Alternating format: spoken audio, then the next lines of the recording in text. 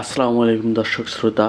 যখন রাজনীতি সমাজকে রক্ষা করার বদলে সমাজকে বিপন্ন করে, তখন প্রশ্ন জাগে, এটা কি দল চালাচ্ছে নাকি সন্ত্রাস?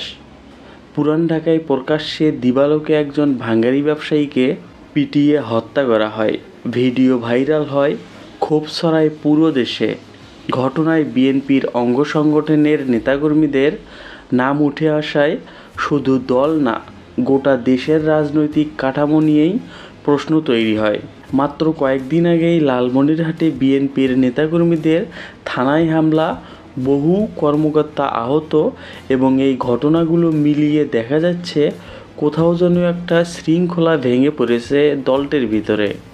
লালচাঁদ ওরফে সোহাগকে নির্মমভাবে হত্যা করার একটি চক্র, যাদের মধ্যে আছে যুবদল, স্বেচ্ছাসেবক দল এবং ছাত্র দলের নেতাকর্মীদের জড়িত থাকারও প্রমাণ পাওয়া যায়। বিএনপি তাৎক্ষণিকভাবে 5 জনকে আজীবনের জন্য বহিষ্কার করে। তাহলে এখন প্রশ্ন দাঁড়ায়, বিএনপি কি আদৌ নিজেদের দলকে নিয়ন্ত্রণ করতে পারছে? দলটি বলছে তারা শাস্তিমূলক ব্যবস্থা নিচ্ছে। গত কয়েক বছর ধরে কেন্দ্র থেকে শুরু করে বিভিন্ন পর্যায়ে 7,000 নেতাকর্মীর বিরুদ্ধে ব্যবস্থা নেওয়া হয়েছে, তবুও সহিংসতা কেন কমছে না? প্রথমেই বলেছিলাম যে দলটির ভিতরে অনুপ্রবেশ ঘটেছে, অপরাধীরাও রাজনৈতিক পরিচয় ব্যবহার করছে এই দলকে ঢাল হিসেবে। মনোনয়ন প্রত্যাশীদের মধ্যে অসুস্থ প্রতিযোগিতা রয়েছে, যাচাই বাছাইহীন সদস্য সংগ্রহ করছে দলের নেতাকর্মীরা। অনেকের মধ্যে দ্রুত টাকার মালিক হওয়ার অস্থিরতা দেখা দিয়েছে। দলের স্থায়ী ইউনিটগুলোর মাঝে নেতৃত্বহীনতা বা বিভক্তি ছড়িয়ে পড়ছে। এর ফলে রাজনীতির প্রতি মানুষের বিশ্বাসে চির ধরেছে। আন্দোলন আর সংগ্রামের নামে যে দলটি স্বৈরাচার বিরোধিতা করে আসছিল দীর্ঘদিন ধরেই, আজ সেই দলের কিছু নেতাকর্মী জড়িয়ে যাচ্ছে দখলবাজি, সন্ত্রাস ও চাঁদাবাজিতে। আরও খারাপ ব্যাপার হচ্ছে, এই ঘটনাগুলো মূল দলের ভাবমূর্তি ধ্বংস করছে। একজন মহানগর নেতা বলেছেন, যারা এসব করছে তারা দলের মধ্যে লোক না, কিন্তু দায় নিতে হচ্ছে পুরো দলকেই।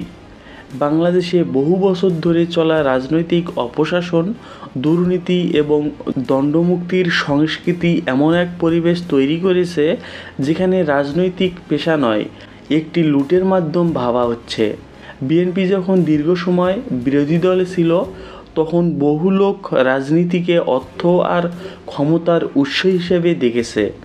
নেতৃত্ব বেছে নেওয়ার বদলে লোক ভেড়ানোর প্রতিযোগিতা শুরু হয়েছে রীতিমতো।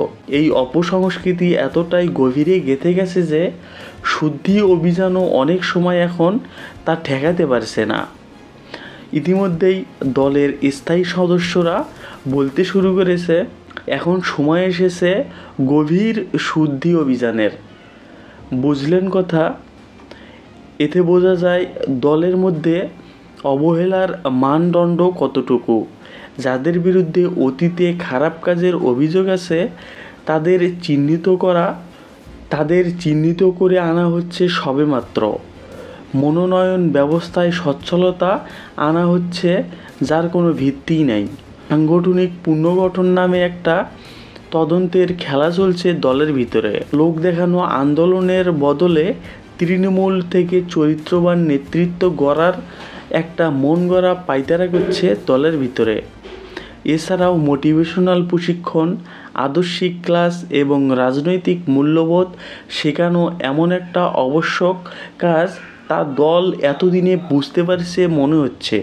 এই ঘটনার মধ্যে রাজনৈতিক বাস্তবতা হলো, বিএনপি যদি এখনই নিজেদের ঠিক করতে না পারে, আগামী নির্বাচনে তারা জনসম্পৃক্ততা হারাতে পারে বলে মনে করছেন বিশ্লেষকরা। রাজনৈতিক প্রতিপক্ষ এই ঘটনাকে পুঁজি করে দলকে আরও কোণঠাসা করতে পারে। তাই এখনই সময় বিচারহীনতার সংস্কৃতির বিরুদ্ধে দাঁড়ানো। এই ঘটনা শুধু এক ব্যক্তির মৃত্যু নয়, এটা একটি রাজনৈতিক আদর্শের চ্যালেঞ্জ। এখন সবার মনেই একটা প্রশ্ন ঘুরপাক খাচ্ছে, আমরা কি রাজনীতিকে শুধু ক্ষমতার খেলা হতে দিতে পারি? আপনার মতামত কি? বিএনপি এখনও কি নিজেদেরকে ঠিক করতে পারবে সময় অনুযায়ী? কমেন্টে জানাতে ভুলবেন না। ধন্যবাদ, পাশেই থাকবেন।